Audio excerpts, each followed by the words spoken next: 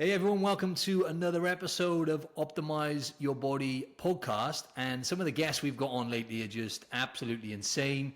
And it's super, I feel really, grateful to have Lillie Kane here today. I really love your content. Before we get into this, I really love your content, Lillie, right? It actually is super entertaining and it's valuable as well. And it's like, I can see how much effort goes into it because when you look at the video, the end product, I see it, but I know I'm a creator myself as well. And I see all the little clips that you do in different parts. And I'm like, that takes a lot longer and there's a lot more work than it looks like in that 30-second or 1-minute video, you know? Oh yeah. People don't see the behind the scenes. Just like the filming part of it maybe takes an hour, and then like the editing is like a whole day. Exactly. The editing and brushing things up. But I'm sure you just get it in one take every time, don't you, Lillie? Let's be honest. One take, done. Oh, well, I wish I could say that. Depends on what it is. If it's a YouTube video, absolutely not. A 10-minute YouTube video takes me an hour to film. Like, Yeah, hey the guys, YouTube. hey. No, wait, hey. It's like people don't see how you have to like the change in your tone, and then like, do I look like I have like resting, bee face right now? So you got to make sure you're looking at, not like you're just waking up and all that stuff. Yeah. Love it. It's awesome. But yeah, I just want to introduce you quickly. Now, Lillie is a certified health and nutrition life coach who specializes in optimizing micronutrient intake and boosting one's metabolism. While diet is an incredibly important pillar for building one's health, Lillie also implements other lifestyle habits that contribute to her health and happiness, like strength training, sauna, giving gratitude, and taking walks outside in nature. Now, I wasn't going to read out the whole spiel on your website. I just wanted to make it short and sweet because sometimes I can talk for like 10 minutes and the guest is like falling asleep. Hey, but welcome to the show, Lillie. It's great to have you on. Thank you so much. I'm excited to chat. Yeah, me too. But yeah, again, would you mind just giving the audience a bit more of an insight into, your journey, I guess, a bit more about yourself, which part of the States you're located and everything else, because 50% of my podcast listeners are in the States anyway. So I grew up in San Diego, California. My mom and dad, they really tried their best, but they were both addicted to drugs and alcohol. So a relationship like that doesn't really last for too long. So by the time I was actually only like 3 years old, they were already getting a divorce. So my mom ended up getting custody, and my dad ended up not really coming around anymore or trying to see my sister and I. And so my mom raised my sister and I by herself. I have no idea who my dad is or any side of his family, grandparents, blood history, anything, genetics on that side. Haven't spoken with him since I was like 6.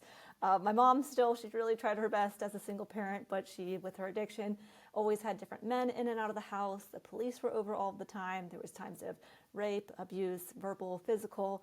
And so I really just tried my best to involve myself in different things that were so positive to distract me from going home, because going home was like my least favorite thing. So I was in theater, track, volleyball, photography, involved in the church as a deacon and greeter, in volunteer club. I was trying to keep myself busy with all of these fun activities. And because my mom had a really hard time keeping a job due to her addiction, we ended up growing up on food stamps. So I was really poor. We would go grocery shopping here in the US at a thing called the 99-cent store or the Dollar Tree to get our food. And I grew up, because of that, in a very low-calorie state. So in a way, it was a blessing that I didn't have an abundance of junk food, like sodas and candies and cookies, just because we didn't have the money to have those extra things. So I actually grew up very, very skinny and lean. So to the average person, they're like, oh, that's really nice. You didn't have to go through the overweight stage, but yet I was still teased for being toothpick legs, flat-chested, anorexic, skinny girl who I was like underdeveloped. My jaw was really narrow. I had headgear, braces, rubber bands. I had a neck brace. I was late on my menstrual cycle. I was a late bloomer. I had lots of acne. So I was like small, but I had different health consequences as a result. I ended up becoming what's called an emancipated minor here in the US, where I moved out of my mom's house officially when I was 16 years old, and we have never spoken since. She said she never wanted to see my sister and I ever again. Again, addiction, alcohol, drugs, not in her best interest, and in many people's interest as well, but it was really extreme in this case. So I became officially an adult when I was 16 years old. And by the time I graduated high school, I was 17. I moved to Minnesota to go to college. My background's actually in economics and management. After I froze my booty off in Minnesota for 4 years, I moved to Hawaii, though while I was in college, I finally had access to an abundance of food, the all-you-can-eat buffet. I gained 15 pounds my freshman year. I was actually really happy about this because I always had heard that guys like girls who are thicker and who have curves and the thighs and the buns and all of that. And I so desperately wanted someone to love me because I didn't have family. I was just really desperate for love. And so whatever a man wanted me to look like or be like, I wanted to do that. But I was also a track and field athlete while I was in college for the 4 years. So I was able to go through periods where I was eating tons and tons of food, alcohol, chips, pizzas, all the goodies, and still look lean, even though at that point now I'm having yeast infections, UTIs, joint pain, irritability, mood swings, energy crashes, having to take a nap every day, having different kinds of health implications that I thought were just natural and normal. I thought, oh, hey, I get sick 3 to 4 times a year with a stuffy nose, sore throat, headache, cough, all the different sicknesses 3 or 4 times a year because, hey, that's just what happens when it's winter or when you're around other people who are sick or when you are, it's just genetics. And I didn't realize that the food that I was eating was really impacting my health in that way. After I graduated college, I moved to Hawaii and I continued with my eating habits and my drinking alcohol and ended up now my body that was a track athlete. I said, I'm not running anymore because my joints are in so much pain from running, which really it was from ancillary things like alcohol and processed foods and things contributing to my inflammation and my joint pain. So I started seeing that I was no longer having muscle and now I'm having a little bit more fat. Now, granted, I was never a overweight person because by the time I was 22 at this point, now having graduated and living in Hawaii, I met my now husband, and he had already done all the different kinds of diets, vegan, fruitarian, vegetarian, paleo, Mediterranean, keto. He had already done all the different kinds of diets. He knew what exactly was optimal for his health. And so when I met him, he was eating really healthy and clean, no alcohol, no pizza, no chips, no processed food whatsoever. And so I would have to take my jar of cookie dough and put it in his freezer so I could have something to eat while you're watching a movie because, oh my goodness, of course you need to have dessert every night to be happy. And so being around him, I really started reflecting on my actions and the things that I was doing with my food and was questioning, why doesn't he need the donut? How come he doesn't need to have Mexican food every single day? So it made me question what I was doing, and being around him, it really influenced me to make positive decisions and food choices for myself. I love that you mentioned that with your husband as well. So much I want to talk about there, but I really appreciate you sharing that stuff with your childhood as well, because there's always, you never really guess, you see people online and stuff like that, right? And you never know what they've been through because it shaped you. It was obviously really, really tough for you and everything else, but it shaped who you are. And obviously we're going straight in here, right? I'm not going to go I've shared it a few times on mine, but some of that I can relate to myself. I mean, in terms of my dad wasn't around, he wasn't around at all, and single mother and all that kind of stuff. And my mum struggled with addiction as well for a couple of years. But yeah, I mean, I'd love to just, if you don't mind, just talking a little bit on that, because you said from 3, your parents got divorced, right? Mm-hmm. 3 years old, your parents got divorced, and then obviously you left home at 16, never spoke to your mum and everything else. And it's so interesting in terms of how your relationship with food was shaped as well, with not having much when you were younger, not having food and all that kind of, or not having enough food, and obviously being essentially malnourished, right? How did you, from when you moved out, from when you were 16, you said you moved out at 16, right? I know you said you haven't spoken to your mother since you were 16. Is that when you moved out, right? Yeah. So you moved out from then. And then how did you kind of what was your mindset with food then? Was it like you were alluding to then, I've got to eat as much as I can, because you've got that, even if it's in your subconscious mind, it's like, I haven't got much food coming, I've got to eat the hell out of everything, plus environment with university and everything else. So did you find that you were then just eating way more than you needed to, eating a bunch of ultra processed foods? And what about alcohol as well? I'd love to just talk a bit more on that from 16 onwards, into your studies and stuff. Yes. So when I was 16, I was still in high school. So I actually moved in with, ironically, it's a long story, my mom's ex-boyfriend. So they were never married. Long story, he is my version of a dad. So he and his now wife were like my caregivers. And so we just had like, they didn't have a lot of money either. They were younger. So my mom's ex-boyfriend, who I lived with, his name's John. He was 13 years younger than my mom, and his wife is 7 years younger than him. And so nowadays, my mom and dad, with my husband being 9 years older than me, his now mother-in-law is 1 year older than him. So it's an interesting family dynamic, but nonetheless. That is an interesting one.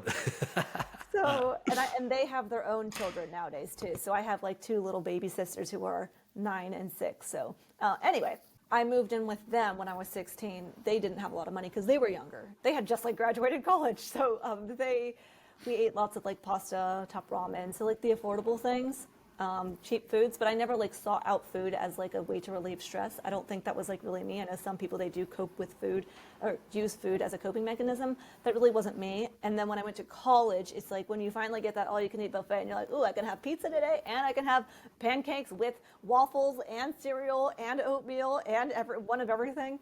But I guess I was hungry for it back then because I was not very conscious. So I didn't realize the foods that I was eating back then and how they were affecting me. I just said, this is what everybody else is eating. This is the environment I'm in. This is the foods that they're offering me at my school. And I did intentionally say, I'm going to have broccoli and I'm going to have spinach and I'm going to have a banana and like do the healthy things.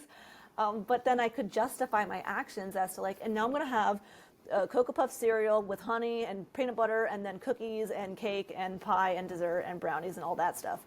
And I used to think things like raisins was like a snack, a healthy snack. Meanwhile, I had no idea that it's loaded with tons of sugars and things. So I think it's just, I had no idea and I didn't think anything of it because everybody else was eating it too. So I would have felt like a weirdo if I would have been like, I shouldn't be eating goldfish when that was like one of my staples.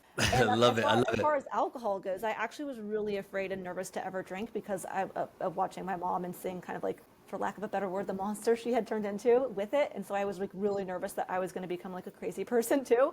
So I actually didn't drink until I was 20 and I actually went and got to study abroad from my college and go live in Scotland and attend the University of Aberdeen in Scotland. And so Oh, wow. Sorry to interrupt. I'm from the UK, see, I'm from Wales originally. Okay. So, yeah, I've been to Edinburgh, but what was that like? Without going off too much on, what was that like living in Scotland? So to be honest, I was actually like really depressed over there because Yeah, Aberdeen as well. There's not much going on there, is it? It's not like you're in Glasgow or Edinburgh. You're in the middle of nowhere, right? There was not much going on. I was used to, in my college, having a roommate. And in these, it was like you had your own individual room. It was like harder to meet people. Plus, everyone knew that I was only there for 3 months. So it wasn't like I had a lot of friends. And I was like on track and field in my college. So then I would go and do track and field by myself at the gym in Aberdeen. So I just felt really lonely. Like in my college, we used to everybody eat in a cafeteria. Where I was living in Scotland, I had to make my own meals and eat by myself. So wow.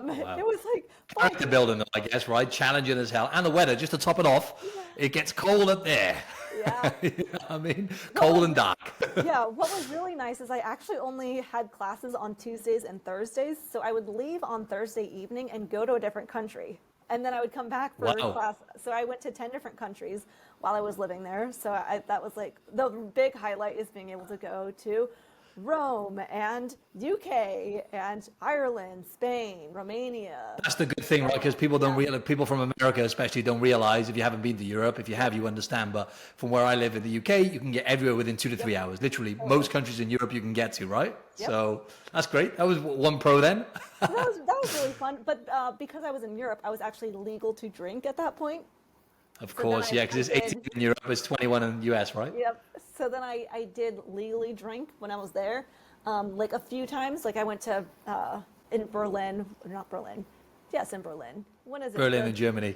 Berlin is great. It's the drinking fest, not the drinking fest. Yeah, Oktoberfest. Oktoberfest, is that right? Yes. Is it in Munich? It is in Munich. I was in Berlin. It's like popping off all over Germany when it's all over Germany. Yeah.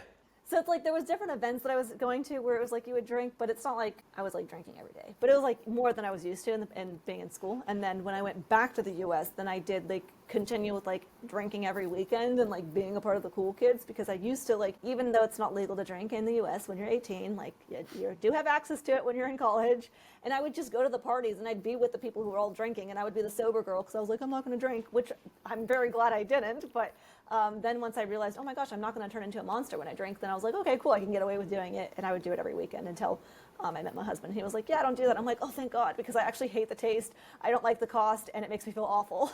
100%, 100%. And yeah, I can relate to so much you were saying there in terms of the complications of your family. And like, what did you say in terms of who was older than who? Sorry, because I know your mother's boyfriend was 13 years younger. Yep, and then his wife is 7 years younger, and then my husband's 9 years older than me. So it's like my husband and mom is 1 year apart. Wow, yeah, because it's just like I've got two half sisters, right? So my mum's name is Paula Lovelock, my sister's name is Kirsty Burnett, my name is Martin Silva. Then I have a half sister then from my dad's side called Serena Charles. So there's like four. We've all got different surnames, so I totally understand the complications. But I'd love to get into, because I love the post that you put up as well. You put a few up with your husband, and it's so, I mean, lucky for both of you, right? You both seem like you're a really good fit and everything else. Obviously, you got married and everything else, but you were 22 when you met your husband, and he was really healthy, really conscious of what he ate. You said he ate all whole foods. Oh, yeah. So that's literally shaped everything for you as well, right? Because especially when you admire someone and respect someone, you want to do what they're doing, or you at least want to basically, it's environment, right? It all comes down to environment. So number one, I'd love to know how big an impact that was, meeting your husband, in terms of your relationship with food, your relationship with yourself, and just growth in general. Let's start there. And then I wanted to kind of transition into just talking on environment and the impact on clients. But yeah, sorry, let's just backpedal and start off with that first question. Yeah. If you can remember it. That was a lot. Yeah. So when I first met him, I was eating my processed junk food diet. Didn't know anything, that I wasn't doing. It was like, if you look lean, then you're healthy kind of thing. Not that like I had all these other things going on underneath the surface, and I didn't realize it. And I didn't think that you could even like get rid of joint pain. I didn't think you can get rid of acne. I didn't think you can get rid of being sick all the time. I was being around him, slowly being like, hey, why aren't you eating that food? Hey, why don't you need that thing? And so I started becoming healthier because of just like being around him. But then I was also able to sneak in Wine Wednesday, Pizza Tuesday, all these different things that he was not used to having, because he didn't want to be the weirdo. He didn't want to say, when you first start dating someone, I don't do this, I don't do this, I don't have this, I don't have this, I have no fun, right? So he kind of put up with some of the stuff initially, until as my health was slowly getting a little bit better, his was slowly getting worse being around me, and to a point where he was like, I can't keep eating like this, Lily. Like, my gut is getting destroyed. My skin is inflamed like galore. I can't keep doing this, and I need to go to a diet that I know is going to really heal my gut and make me feel better. And you can keep doing whatever you want to do, and I'll drive you to the donut shop, and I'll watch you eat a donut, or I'll take you to go get ice cream, but I'm just not going to partake in that. And I don't want you to copy me. I don't want you to do the thing that I'm doing. I just want you to be happy, and I'll support you in whatever way you do it. And I'm over here like, well, what the heck? That's not fun. I don't want to go and eat donuts by myself. I don't want to go and have an ice cream like that. So how did my relationship change with food?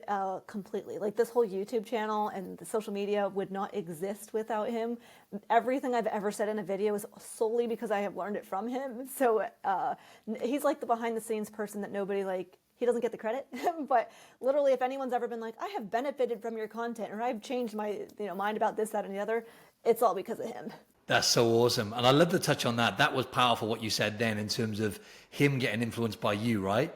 You were eating mainly processed foods, and then he got sucked into that. And that happens a lot, but I haven't really heard, it's normally, it happens to everyone, right? But I've heard it happen because like my ex-girlfriend, for example, like her ex used to eat like garbage all the time, and she got sucked in a bit.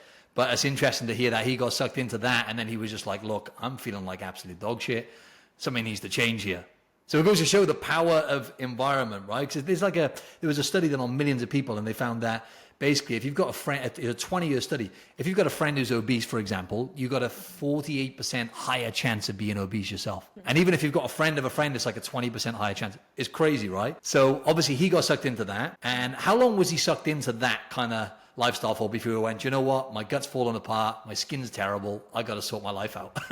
Yeah, not very Just long, curious. honestly. It was like 6 months, because when I met him, he was 31. At that earlier in his young 20s. He was very healthy. He was always into like the bodybuilding fitness kind of world, but 6 meals a day, chicken, rice, broccoli, like very bodybuilder kind of type of diet. And then he was doing really well. He had lots of energy, strength, feeling amazing, had the physique he wanted. And then he was like, okay, cool. I'm in my young 20s now, and my health is so amazing. I want to optimize my health. So how can I do that? So he started going online and hearing about, at that time, a plant-based diet. So he was like, okay, I'm going to try this all fruitarian diet and only eat fruit. And that only lasted for a few months before he lost 40 pounds of muscle, had gout, had all this problems. So he said, okay, maybe I should add in vegetables. So then he started doing vegan. Did that? Nope. Now I'm having skin inflammation, IBS, irritable bowel syndrome, leaky gut. Okay, maybe I should add in a little bit of like the fish and eggs and be vegetarian. Okay, I'm not getting promoted at my jobs because people are judging me based on my appearance, that I'm too lean, too skinny, have no muscle. As a gentleman, I'm sure you recognize that when you have more muscle and more size, you get more respect. People look at you differently. So no matter if you are a heavy, overweight person, then you feel judgment and you get bullied. If you're a lean, skinny, tiny chicken legs girl with flat chest and no booty, you get teased and feel the unlove. And if you're a man who has no muscle, you feel unloved. So a lot of people, I'm assuming everyone in life has felt at some point that they are judged based off of how they look. And unfortunately, that is kind of the way society is set up. Yet at the same time, I don't think that people actually judge you as much as you think that you do. I think we judge ourselves more, and then we put it out there, and our energy that we put out into the world makes people then treat us the way that we are putting ourselves out there. Because I think like I could absolutely walk with confidence being overweight or lean or everywhere in between, and get a different level of respect if I were to hunch my shoulders forward and feel unconfident and talk in a way in which it shows that I am putting the energies in where people are going to be coming at me with whatever talk or way that they're going to now navigate the conversation with me based on the way that I present myself. Anyway. So you just reminded me of something as well, right? And then your husband pulls your shoulders back, right? What are your bad habits? We'll talk about that. I want to discuss some of your bad habits at the end, right? But you just reminded me of the hunchback of Notre Dame, yeah. So anyway. Yeah, basically, he had already damaged his gut pretty badly doing a plant-based diet. Now, it may work for other people, but in his experience, it completely destroyed his health. He was a healthy individual prior, and then just wanted to optimize his health, so decided to try the plant-based healthy diet and ended up completely tanking his hormones, his skin health, his digestion. And so he had to find a way to heal now what was the damage done. And he found that actually a ketogenic diet, so at that time, this is 8 years ago, it was Thomas DeLauer, Keto Savage, Robert Sykes, Logan Delgado, Goody Beats, and Jason Whitrock, the Blood Sugar King, who were 4 gentlemen who were showing that you can still have muscle and size doing a ketogenic diet, which was mind-blowing to somebody who had been taught that you want to eat lots of carbohydrates to have muscle and size. Now, I absolutely think you can have muscle and size eating carbohydrates and be a healthy person, but it was just a paradigm shift to think that you can also do that without having all those carbs. So he healed his gut with a ketogenic diet, and then he ended up meeting me, who was eating a processed junk food diet, and that's where his health tanked. And once his health tanked, he said, I got to go back to keto just to heal and seal my gut. And once he had fixed his gut doing more of a ketogenic approach, now he's able to have more flexibility in what he does with his health more. So that's awesome. And it's so interesting. People don't realize that, a lot of us, right? Let's be honest, we're all a bit screwed up, right? When you get into when we get into, people look at people, I'm sounding big-headed now, but the reality is I've been lifting weights for 2 decades, much like your husband, super advanced in my training, nutrition, and everything else. You're in great shape. But people don't realize we've actually been through a lot of shit, and we've gone so extreme. I'm not going to talk about my stuff. I talk about all the time, my binge eating and stuff from bodybuilding, and you mentioned about aesthetics then and getting judged on how you look. And I used to be super shredded, literally 4 or 5% body fat for stage. And people are cheering you on saying, wow, that's amazing. But you're not healthy, right? You're literally 5% body fat. So it's very interesting, that psychology. But yeah, going to extremes, I've done the same as well. I've gone, everywhere really. But I'd love to talk more about that in terms of the plant-based thing, right? Because that's why I switched over to the animal-based diet. It was about 4 years ago. I switched over, and similar to your husband, I was getting a lot of gut issues. It wasn't extreme as the problems he was getting because I wasn't eating all plant-based. I was eating probably, though, at least half of my calories were coming from, I used to love eating vegetables. I was the guy who could eat bowls of broccoli and cauliflower with olive oil and salt and genuinely enjoy it. I'd still enjoy it now if I ate it.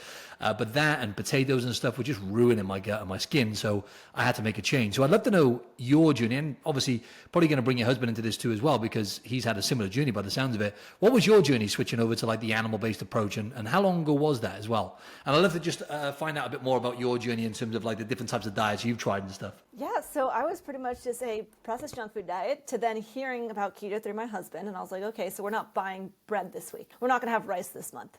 Okay, we're just not going to have dessert this week. You know, like I didn't think this was like a long-term thing. I didn't know what it really meant. I just thought, okay, cool. We're going to have like, instead of our sandwich, we're going to just have no bread with our sandwich. I actually at that time was doing more like replacement things. So instead of having like a tortilla, I would have like a cauliflower wrap. Instead of a pizza, I'd make a cauliflower pizza crust. So I turned into like the cauliflower girl because it's like cauliflower rice. It's like, it's somehow in the keto world, like everything is cauliflower. So I was not doing it for weight loss. I was not doing it for mental health. I was not doing it for autoimmune conditions. I was just doing it simply because my husband and I cook together, grocery shop, clean together, eat together, and it was just convenient and easy. And then in doing so, I actually ended up finding benefits. I was like, what? I could have my joint pain go away? What? I don't have to get sick all the time? Who would have thought these processed foods were doing that? My menstrual cycle is now going to become regular again. I'm not going to have clotting and cramping and all the crazy things that you don't have to deal with as a gentleman, but as a lady, you have these like really intense mood swings and crying spasms, and like you don't have control of your emotions because we're on this roller coaster of blood sugar crashes and spikes due to having these processed foods high in sugar gives us that energy, and then we have that crash and we're like, I need to take a nap, like I don't know what happened, and we just think, oh, it's because I have a busy day, I didn't sleep well the night before. Well, I figured out actually it was because I was eating a bunch of junk. But so he was doing more keto to heal his gut, and I was just doing it because I was like, okay, well, it's just what's on my plate, so I'm going to eat it. And I loved the food that he was making. And then he actually ended up finding out, he was like, I really don't think this asparagus is agreeing with me, Lillie. I don't think the broccoli is, it's still messing up my digestion. I think the carrots are not doing well with me. So he slowly started removing the vegetables, and I was like, well, that's not fair. You get to have more bacon on your plate, and meanwhile, I got to be eating all this cauliflower rice. So slowly, I just started removing some veggies from my plate as well. And then I removed fruit at a certain point just to see, like, I felt like I had like some sugar cravings and sugar addiction where I was like, I need to have dessert. And so I actually did it totally backwards. I kept dessert. I kept Oreos and cookies and things like that. And I removed fruit. So I was like, well, fruit has sugar in it, so I'll just remove the fruit, get used to a life like that, and then I'll move to the actual hard part. But yeah, then I ended up getting off of my sugar roller coaster, getting rid of the sugar cravings, and then ended up losing weight, wasn't trying to, and then I had all these other benefits, like I said, menstrual cycle related, hormones related, skin inflammation, acne, sicknesses, things like that. So I ended up going on social media being like, hey, I eat just like at that point, like a carnivore diet, because I wasn't having any fruits or any veggies. And things have changed over the years now. So to answer your question of when this all started, it would have been about 4 years ago, I would have been slowly removing my junk food. So I was probably more getting into low carb around 4 years, but then 3.5 being like, yep, I'm doing keto. And then probably 3 years ago being like, I'm doing carnivore. Not even knowing that I was doing carnivore, didn't hear the word, didn't know I was doing carnivore. I just had no more avocados for sale at Costco, so I was like eating just meat. And then I'm very lucky and very blessed that I didn't have huge autoimmune conditions and gut issues with fruits and veggies. And I think that now that's why I've been kind of shifting with my content on how I want to approach and explain things, because I find that people think that like I think that plants are going to kill you, carbs are toxic, you're going to die if you eat a broccoli. And like, that's not my intention. My intention is just to, I was just doing things out of minimalism, and I like the taste of meat. You can get tons of vitamins, minerals, and nutrients from meat, but I think it's got to a point where people are confusing what I'm trying to advocate for health. 100%. And I was saying this to Courtney Luna. You know of Courtney Luna, right?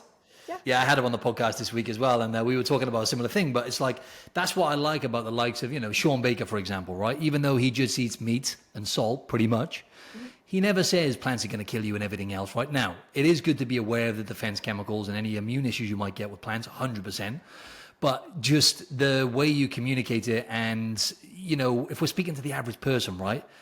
It's splitting hairs for them, isn't it? To say, okay, well, the plants are going to kill you, broccoli's bad for you. No, actually, all of that's going to be way better than all the other crap that you're eating, right? Yes. And talking on sugar cravings as well, I think a lot of people can relate to that. So you would say now, because I'm in the same kind of position where I don't get sugar cravings anymore, you know, I enjoy everything I eat, and I eat similar to yourself. I know you eat meat, you eat some fruit and everything else. I saw some of your stuff and I eat very similar. I eat seasonal fruit. Luckily I live in Australia, right? So we get a lot of good quality produce here. And I eat mainly meat. I need to eat more organs. I keep forgetting about that. Actually, I saw one of your posts and I was like, yeah, why have I stopped eating liver and heart again? I just forgot about it. I love Scotch fillet steak so much. But it is important to get that message out there where it's like, if you're eating single ingredient foods, in other words, whole foods, at least 90% of the time, it's kind of hard to go wrong, right? Totally. But when you do eat high protein as well, like us, and you're eating, you know, the most nutrient dense meats as well, like grass-fed beef, for example, naturally you just don't have as much cravings, right? Right. Exactly. So that was a big thing to help me with my cravings. And then the other thing was just like, actually had to do it kind of like in bite size. Like I couldn't just, some people I know, they rip it off like a Band-Aid. They're eating junk food and then like, I'm going carnivore. And I'm like, whoa, I did not do that. I eased into it very, very gradually and tiptoed into it. So I actually had these dark chocolate bars. I hate dark chocolate, but I just thought, hey, at least it's convincing me that I'm like eating candy, but I knew that it was like a healthier version of candy. So I had these little dark chocolate squares. They were small. And I said, okay, I'm going to have one of these as my dessert each night and get really good at doing that instead of having plus cookies, plus pie, plus brownies, right? So I got really good at having just one square of chocolate each night. And then once I got good at that, I said, okay, I'm just going to have half. So I got really good at doing half. And then I said, okay, now I'm going to do a quarter. I got really good at doing quarter. Now just every other day.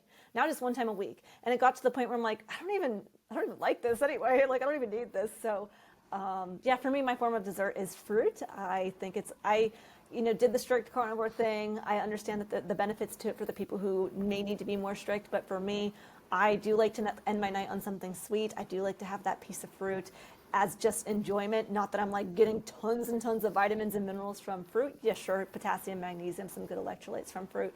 But in general, I'm mainly doing it for taste and pleasure. And I think that, it's hard because people say like everything in moderation or like the balance of life. And then people blow that out of proportion to meaning, okay, so I'm going to have an alcoholic beverage every week and therefore a slice of pie every week and get the thing where every day they get to have the thing that is so fun to give them the balance and moderation. And again, if we're talking, like you said, whole foods, I think like if my like balance in life is having an apple, it's not, it's really good for my actual mental health, because I felt like if I was doing strict carnivore, it's like, don't have some onion powder on your ground beef because that's a plant. And it just got to a point where I'm like, I feel like I'm falling into like those stuff I'm seeing online, which I think is a little bit, not as logical if you start running through it. Like, did humans ever eat plants in their lifetime? Okay, did they have, so like I spoke with Dr. Sean Baker a couple of years ago and I asked him, I said, why do you think that so many people nowadays seem to have a problem with the small amounts of toxins in plants nowadays? Like someone like Michaela Peterson can't have just a little bit of black pepper on her steak. She's gonna have her arthritic pain come back. Someone else, they're gonna have their mental health issues come back. And Dr. Sean Baker said, Lillie, people should be able to tolerate the small amounts of toxins in plants. However, nowadays, our guts are just so much more different than they were even just 100 years ago. We're exposed to 5G, EMFs, radiation, vaccines, antibiotics, pesticides, herbicides, glyphosate, cigarettes, alcohol, processed junk food, canola oil, that nowadays, even when a baby is born into this world, their mom likely ate some processed junk food, was, drinking something, eating something, smoking something. So that the baby nowadays is born into a world where they're already kind of at a compromised system, where their gut isn't as strong and robust as it used to be, where now some people, they find that small amount of plant foods, like some seasonings or some mustard, causes them a huge autoimmune response. Now that's not supposed to be the case. Humans are not supposed to be as, I feel like fragile is like diminishing the way that these people are feeling, but truthfully, like we should be strong enough to be able to handle the small amounts of toxins in plants, and some people, they just may not be able to nowadays just because of the circumstances in our environment, unfortunately, nowadays. Such a good point you made there, right? That was really well explained in terms of what Dr. Sean Baker said there. Well, nowadays, all the things we're exposed to and everything else. And when the baby's born, it's gut flora, it's kind of on the back foot already, right? Yep. And even he was saying something really interesting on the Joe Rogan podcast, a recent one actually. He was saying about there's now research to show when you eat food, you actually metabolize, you actually eat something like 20, on average, 22%, you consume 22% more calories when you're eating certain ultra processed foods because it just bypasses the gut. Whereas when you're eating generally whole foods and meat and stuff like that, you actually consume less calories because your gut actually absorbs a lot of it and holds on to a lot of it or whatever. So that's really, really interesting. But yeah, I'd love to talk about, because I know you're a coach, and some of the biggest challenges, right? I think this is going to be really, really, we could talk forever about this, right? But it's going to be really helpful for the audience as well. In terms of like the biggest challenges you face. Now, environment. I just mentioned about the obesity thing, right? And I know you said before about, the biggest reason why people don't get in shape. It's like, you might have some clients, they're super focused, they're eating their meals, they're on the ball, they're showing up in the gym, they're getting results. And then before you know it, they're around certain people, like it might be on the weekends or some sort of social thing. And then they start making poor decisions. They get the peer pressure, and they just kind of crack. And then, you know what it's like, the all or nothing mentality, or, that kind of thing is very common. I used to struggle with this myself. I'm sure you've been there, right? Where it was, I'm all in or I'm all out. And a lot of people struggle with that, and they get that peer pressure. They're in the wrong environment. They make a few poor decisions, and they go, I'll get back to it Monday. And they kind of chase their tail a bit, right? So would you say environment and social influence is one of the biggest kind of obstacles for people you face, or for people you coach, sorry? Yeah, 1000%. I've actually, now this is like not a funny joke, but it's kind of true. I made a TikTok reel that was about how the number one thing that makes people fat is having friends. Because when you have friends, like, if you drink and now you drink, when you have your drink, you get, your brain doesn't work as well. So you decide you're going to start eating more processed foods or whatever the thing is, but just to fit in. And in society nowadays, like that is what you eat at work events, on vacation, when you're socializing at restaurants. And so I think like a really great place to find friends is at the gym. So like if you see someone who's constantly showing up and they're always there, then it makes you already know something about that person, that they're committed, that they are trying to better their health and better their life. And some, when people go and they exercise, they have less, it's supposed to help you have less stress, less anxiety, less depression. It's supposed to help with your brain, your heart, your digestion, your mood, your sleep, your energy, your everything. And so I think if you see someone who's constantly showing up, that tells you a lot about their character and that person. So I think like you said, surrounding yourself with the people who are going to be okay with even saying, hey, we don't actually want to go out to eat.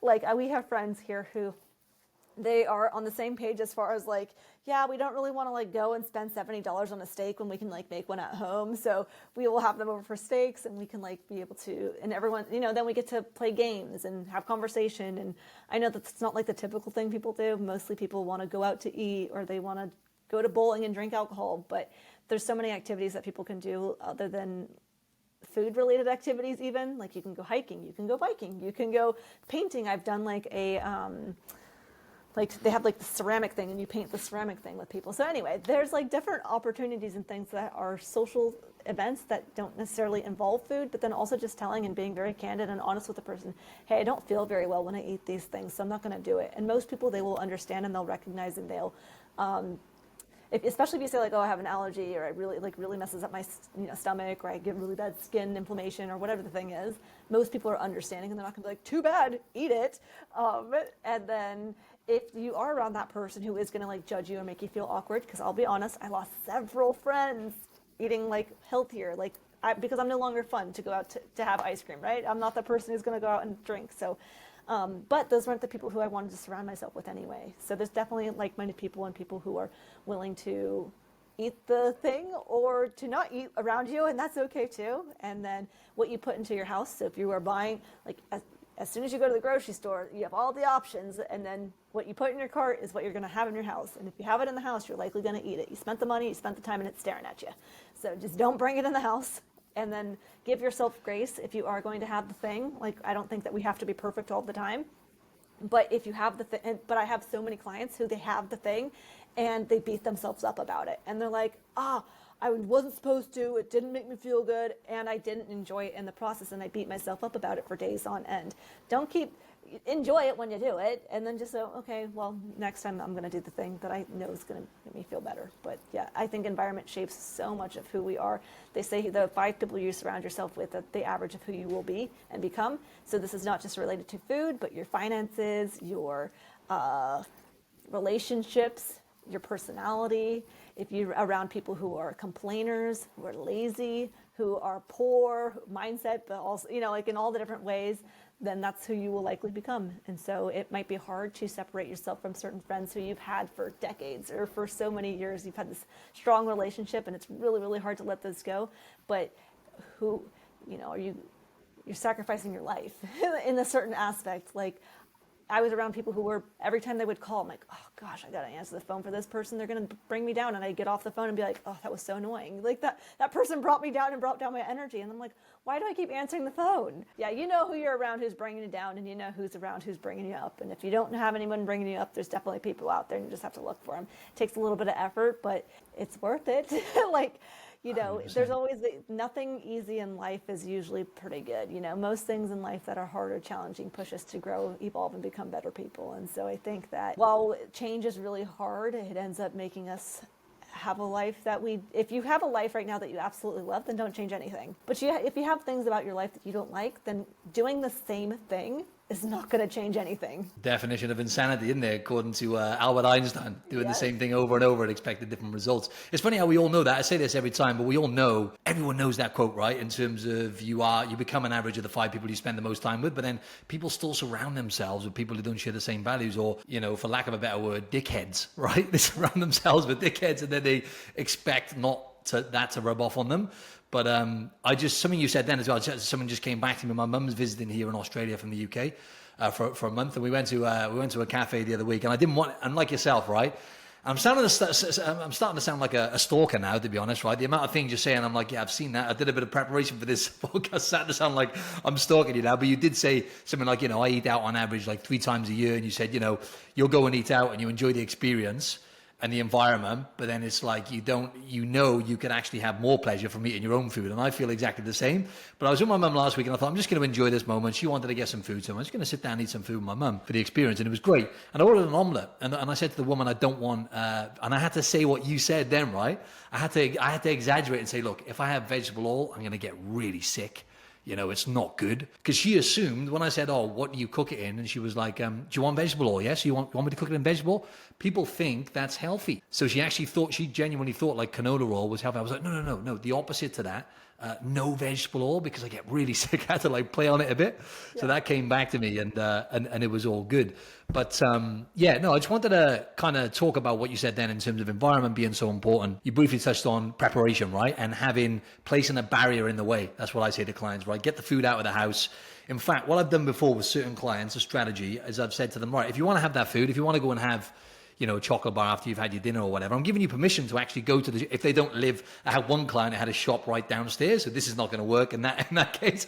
But if there's a barrier in the way in terms of they have to get in the car, go to the shopping center and everything else, I'll say you've got permission to do that after you've eaten, but don't keep it in the house. And then they've got the permission to do it. They're like, okay, if I want to do it, I can do it. And then obviously they wouldn't, like 90% of the time, they wouldn't get in the car in the evening, drive to the shop to get one chocolate. They just left it out. But you talk about, preparation, right? Because I had a new client who started last week, and he was, what it's like? I don't know if you get this, but people come to you and they're so confused with the nutrition piece. Oh my God, they're so overwhelmed. He came to me and I was like, yeah. I said, okay, because he travels a lot with work, this one guy. And I said to him, do you like eating beef? And he's like, and most people say yes. And like Sean Baker said, right, if you don't enjoy eating ribeye steak, you got dropped on your head as a kid. I love that. So I said that straight to him. I said, thank God for that, because you definitely got dropped on your head as a kid if you don't enjoy eating ribeye steak. But I said, how can we make this simple? Beef mince, right? Ground beef, can you do that? And I give him like a very simple recipe with ground beef, adding some spices and everything else. Cooked it up. He was on the road with work. He was eating it. He said, mate, I really enjoy this. Man, this feels really easy. Obviously, it's going to get more challenging. It needs to be sustainable. It's only his first week. But he was just shocked that he can just eat beef mince and it tastes great and he enjoys it. But it's simple things like that, because I had this question from someone to cover this on the podcast, a few people, in terms of, when they're on the go, they're traveling with work and they're cut for time, they might have kids and everything else, how not to make poor decisions and eat, processed foods, and what they can put in place to do that. But simple things like having beef mince. I did this the other day as well. I went to the city and I just got like a kilo of beef mince. I think I cooked like a kilo. And I took like, I don't know, 700 grams to the city with me, and I had an avocado with it, loads of salt, tasted great. I was fine. But simple methods like that can be really helpful, right? I know it depends on the person because it's what that person's going to actually enjoy eating. But simple stuff like that goes a long way, right?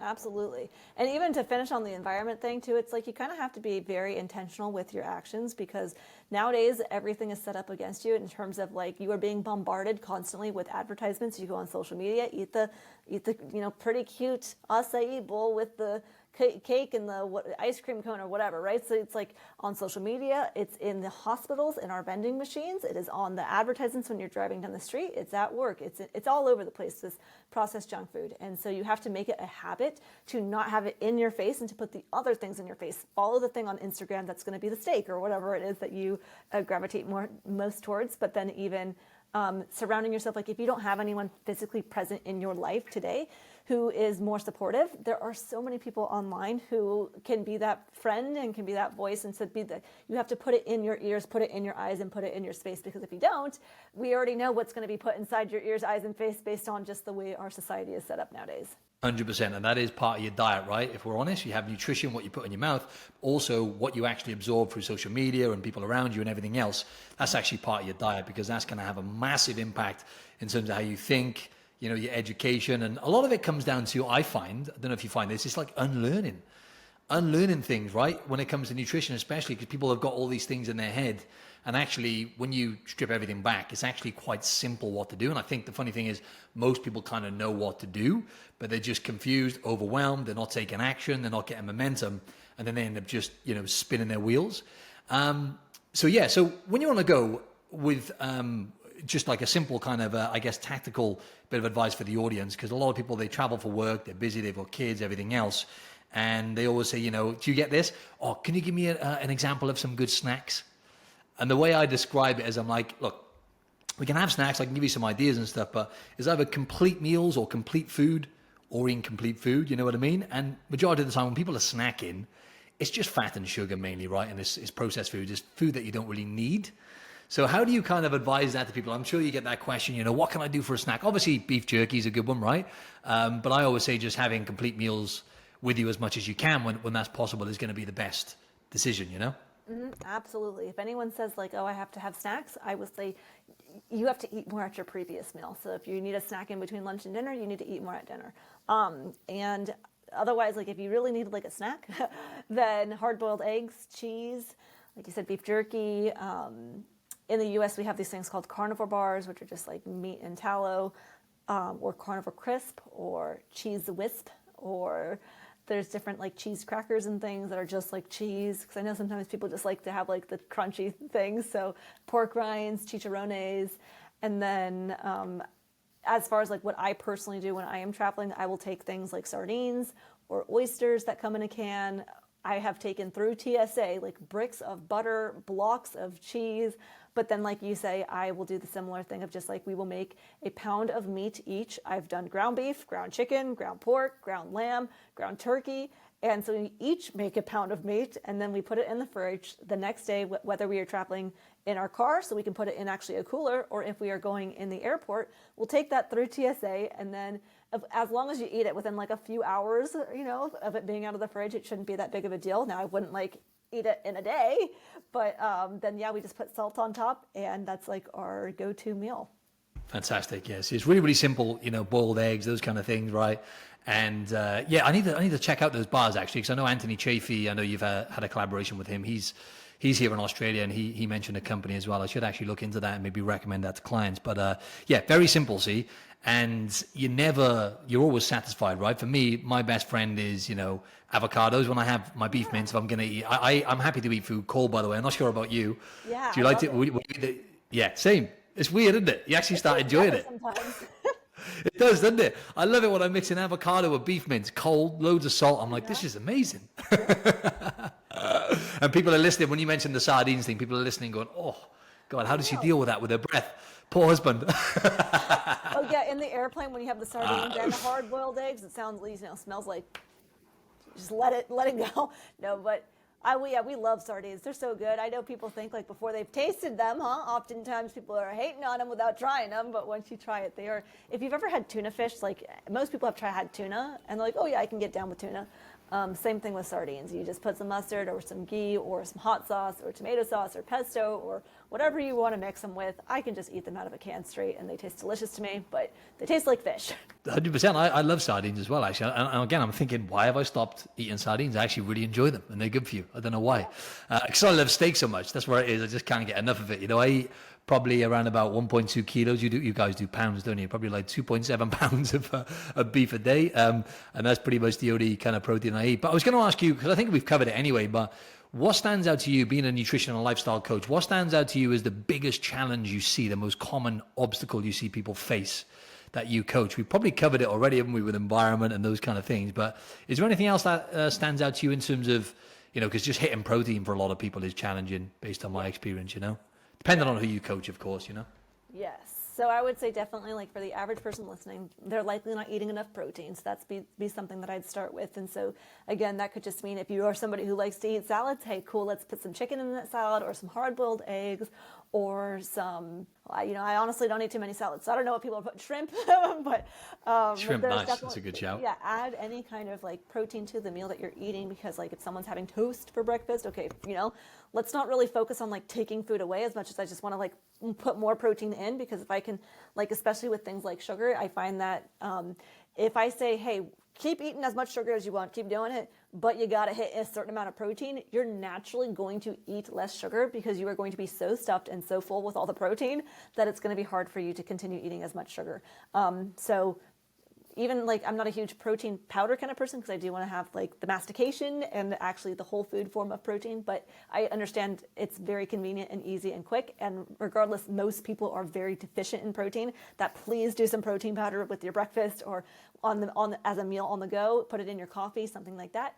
But I would actually say one of the other big things I see as like a setback, or something that I personally do like a lot of times coaching with, is oftentimes people, I work with a lot of older people as well, and so that they will have done a diet in the past, and then they lost some weight, but they didn't lose all the weight they wanted to lose yet, so then they did another diet to lose weight, and another diet, and another diet, and another diet, and now their metabolism is totally tanked, and they're coming to me and they're like, Lillie, I'm eating 800 calories, and I'm not losing weight. And so I think like sometimes people go down this metabolism spiral hole where they just keep cutting their calories, cutting, and they never gave their bodies a chance to come out of diet mode and to do what in the bodybuilding world people use the word bulk, reverse diet, or to go in a calorie surplus and actually like come out of diet mode and to do a refeed. So I work with a lot of people who they really have a really slow metabolism, so I slowly increase their food intake very, very gradually so they don't gain weight, but so that they can boost their metabolism and go back to a healthy maintenance amount of food to be eating before we can go back down into diet mode and cut our calories again and see weight loss. So I find particularly with my weight loss people, oftentimes they are already in a calorie deficit and they are not losing weight. And the answer is to not further cut calories. Sure, if you want to like, I mean, you could theoretically do it to lose more weight, but in the long term, that can, when we are in a chronically calorie deficit state, it can lead to things like loss of hair, low testosterone, loss of muscle, low energy, poor sleep, brain fog, fatigue, hormonal imbalances, thyroid becomes impaired. So there's different very serious health implications that come from starving our bodies and not giving ourselves all the vitamins and minerals and proteins and healthy fats that our bodies need to thrive, survive, and to feeling amazing. So I would definitely say one of the other big setbacks is now maybe going to confuse people, but it's like if you're eating processed food, first step, eat whole foods. And if you're someone who's like, I've been eating whole foods, but I feel like trash eating whole foods, it may just be that you're not eating enough of the foods, and maybe it's time to come out of that very deficited state that I see so many people in. See, ladies and gents, what you're listening to right there is an absolutely superb coach, right? Because the approach that you take is exactly the same as me. I'm not sure about you, but pretty much everyone I take on is reverse dieting straight away. Mm-hmm. It's doing exactly what you said. Their weight's not changing much. You know, it's interesting that, right? It's a challenging conversation. Someone comes to you, I want to lose 30 pounds. Okay, so what we're going to do is not lose weight for the next 3 months minimum, right? And basically, we're going to slowly increase calories. Increase? I don't want to get... You're fired. The thing is, yeah, exactly, you're fired. That's it, I'm done. And that's exactly what literally everyone needs to do, or most people, not everyone, most people need to do. They want to lose body fat. They've been struggling in this vicious cycle for years and years of losing weight, gaining the back, losing weight, gaining the back. And then what's happened is the metabolism has done what it should be doing, by the way, keeping you alive. And basically it's underdeveloped. Your metabolism is underdeveloped, is the way I describe it, and it's running slow, and essentially your maintenance calories are super low. And as you say, what are you going to do? They come to you, their maintenance calories are 1200, just exactly what you said then. I want to lose weight. Okay, so what do? Go down to 800 calories. And the funny thing is, the worrying thing is, there's a lot of, and I'm not trying to hate, but there's a lot of coaches out there that actually make the problem worse. So I'm really glad we're having this conversation, because, that is what you should be doing. And you mentioned also about, the new client that I took on the other day. It's so important what you said there in terms of not taking away. And we literally had our first call the other day, jumped on the call, group coaching call. And he was like, okay, bread. So I need to cut bread out, right? I was like, no, look, ideally, I want to get you to a place where you detach from bread, yes, only because it's a processed food and it becomes a habit. So what you find is when you eat bread, you probably had this, I used to have it, right? Everything I used to eat was bread, right? Yeah. It's just bread with everything.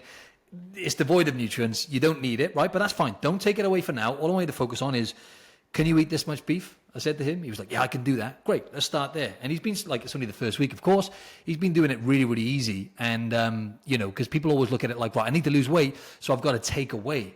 But that is not sustainable. You've probably, listening back to this, you've probably tried it loads of times. I'm going to cut sugar out. I'm going to cut bread out. And what happened for most people is the second you go back to old behaviors or in the wrong environment, going to our point, you're back to square one again. So I love that. It's so important for people to hear that a good coach is always going to be saying, right, depending on what your goal is, of course, okay, we're going to be adding these things in. We're going to be hitting this target of protein to start with. Then we have a look at the quality of, we straight away look at the quality of food you're eating, like you mentioned, whole foods. And then we need to be making sure we're hitting a protein target. Then it's like, okay, are you getting the essential fats that you need? And the good thing is you get most of that through animal-based foods anyway, pretty much all of it. So love what you were talking about there, that reverse dieting process, or just, let's just not even say reverse dieting. It's building your metabolism up. And I say to people, Lillie, I want to get you to a place, exactly what you were saying there, where you literally turn around and say to me, Martin, I cannot get any more food in now. This is literally annoying me. It's a full-time job and I can't get enough food. And I'm like, great. Now we're at that place now where we can decide, we can talk about doing a mini cut, and we can, take away some food that you were struggling to get in anyway. And then they naturally start to lose a bit of body fat then, So when someone's trying to lose weight and you've reverse dieted them and you've got them eating more of a healthy amount of food, so how much of a percentage do you cut their calories? So how much of a percentage do I cut them once I've built the metabolism up and everything else? I'm just curious. Yeah, I'll go for the minimum to start with, really. So it'll probably be between about 10 and 15% below their maintenance calories to start with, and see how they go from there, Cool. But no cardio as well. Again, cardio is good. I know you've started doing some cardio lately. But cardio is good, for health and everything else and longevity. But when it comes to sustainable fat loss, it's ineffective, essentially, in my opinion, for sustainable fat loss, if you're overdoing it anyway, because you want to be sending that signal of, build a muscle, pro tissue, and speeding your metabolism up. And all that's going to be done through, strength training, nutrition. So yeah, I cut it minimal, make sure that they're moving plenty as well. So it's, again, they've cemented in these habits, like they do a good amount of steps and movement. So, they're burning a lot of calories naturally. Then their body's automatically burning a lot of calories from simply just building muscle and getting stronger and eating high protein. But I try to keep it minimal. What about yourself? When you, I know it depends on the person, but do you have like an amount that you kind of restrict? Yeah, it depends on, I think, what's the size of the human, right? So if someone's like a 6'4" gentleman who's eating let's call it 3,500 calories to maintain their weight or something like that, then I would cut like you said, like 15%, and they would, that would be like a significant amount. Maybe like, I don't know off the top of my head, what is that, like 400 calories, 500 calories? I don't know, don't quote me on it. Round about that, yeah. It's enough. Whereas for somebody who's maybe they're like an older lady, she's 60, she doesn't exercise very much, she's 5'2", and she only has like 10 pounds to lose, it's going to be harder for her to lose some weight. So if her maintenance is like 2,000, I might cut her like 20%. So it kind of just depends on the target. So anywhere from like 15 to 20 is more what I try to do. Yeah, love that. And then they see results straight away. They see the fat coming off. And how many times you get this as well? I see this happen time and time again within the first it depends on the person and how much of a reservoir of fat they've got to lose. But say within the first 1 to 3 months, they get this lovely little exchange where they're building muscle and losing body fat simultaneously. And they're like, my clothes are fitting better. I'm getting stronger. I'm building muscle. I feel like I'm eating more. I don't feel deprived. And I'm actually dropping a bit of fat as well. Do you ever get that? Yeah. I don't know what the percentage of people is, but there's definitely a good percentage of people who I don't actually have to even cut their calories and they're losing weight. Like I will be reverse dieting them and they're losing weight as they reverse diet. So, yeah, like you said, I have people who they are saying, I feel like lighter as I walk. And why is that? Well, when you build more muscle, then it's easier for you to walk. Even something so simple and small like that, like standing up out of your chair is easier. Because when you have less of a load, less fat and you have more muscle that can help you get up out of the chair, then everything just seems a little bit lighter and easier to move.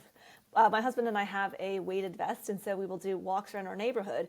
And we have this weighted vest that's like 50 pounds. And so one day he's like walking with it around. And he goes, this is what people feel like who have 50 extra pounds to move around and take that walk. You are heaving, you are feeling out of breath. And so for us, it may be really easy to say, oh yeah, just take a walk around the block. But when you have an extra 50 pounds on you or 100 pounds on you, it is not as easy. And it's definitely very hard on your knees, on your chest, on all parts of your body. So I definitely understand how much it is easier said than done for us people who are at the goal weight that we would like to be. But yeah, the more that you can focus on getting in protein and practicing standing whenever you can stand. I actually have a standing desk and I'm sitting right now, but I do try to have a couple hours in a day to stand, and then anytime you can just do those micro moments of movement. So like when I have some clients who they have my phone number, not supposed to be that way, but we will talk and I will pace as I'm talking on the phone. So if you have people who you can if you have work business, or if you're talking to a friend, you can be pacing while you talk on the phone.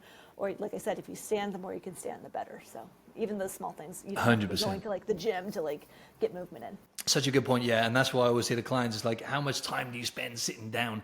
Even when people sometimes checking emails on their phone, they might go on social media. I've been a dickhead before, and I've gone, right, let me see your screens. I've been that guy.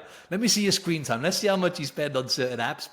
And you can just walk around. People think that always has to be like an allocated walk. I've got to do a 30-minute walk. It's like, yeah, that's great if you can fit that in, but just move more regular and for longevity as well. And, sitting's the new smoking and everything else. But I'm glad we just covered the big rocks there, right? Because it's like, if you can and when I say strength training, it needs to be appropriate for what your goals are and how much stress your body can manage, right? Because a lot of people, they're going to the gym, but they're just doing like freestyle workouts. It's not appropriate. They're either overdoing it or it's just not structured to maximize results. So I think strength training appropriately, movement, like you just mentioned, hitting high protein and good quality food, and then obviously sleep. They're the big rocks. It's actually quite simple when you take everything away, but I think a lot of people, where they benefit from having guidance or a coach is just to know what to implement. So they can just literally do the work, because people get so overwhelmed, as we said. Hey, Lillie, we're going to have to do a whole new podcast on that, or a collaboration where we talk about all that stuff there with reverse dieting, building muscle, metabolism. There's so much more I'd like to talk to you about. That was awesome. I really enjoyed it. Was there anything else you wanted to say on what we were talking about, or anything you wanted to, or anything you want to share with the audience in terms of stuff you've got going on, or anything like that? I would just say my last piece of advice or tidbit is to smile more. And when you're walking by somebody on the street or in the grocery store, just to give a smile, because you would be surprised by how much more happiness and joy you get by bringing other people happiness and joy. And, I think nowadays we're all looking down on our phones, walking with our heads down. And if you could just say a hello, or hey, how's it going, or have a beautiful day, it can really make some people's days who they don't even, I have people come up to us in the gym who don't know who we are, and they'll be like, hey, I just want to say I really appreciate your guys' energy. You guys are just always smiling and positive, and you guys make the gym look like you're really having a good time and fun, and it makes me actually want to keep coming up. Or I had people say, hey, I saw you do a pull-up, and I was like, if this girl can do a pull-up, I got to try. And so you inspired me today to do my first pull-up. So you never know who's watching, you never know who's looking at you, and also, yeah, I think we forget to be happy. Because we'll be happy when we lose the weight. We'll be happy when we get the job promotion. We'll be happy when we get the car, the girl, the husband, the whatever. And you can be happy today. So I think that's a big piece missing in our life too, because happiness plays a role in our health. I love that, yeah, because I know you're big on gratitude, right? This is something I need to work on more. But those simple things are and it feels so good, doesn't it? Just being good to people. I'm blown away by when I get a coffee sometimes, how's your day going? And it's almost like they're like, oh my God, he asked me how my day was. Because nowadays, again, we're just all just like robots a lot of the time, on our phones, disconnected, So I think those simple things go such a long way. And they make you feel good as well, don't they? When you put a smile on someone's face. Yep. Fantastic. I love that. I love finishing that with gratitude. So obviously I'll share this in the show notes and everything, Lillie, but where can the audience find you? I'm on Instagram, TikTok, YouTube, and Facebook at Lillie Kane. Fantastic. Thank you so much for your time. Really, really enjoyed that conversation. That was great. It was nice to meet you. Nice to meet you too.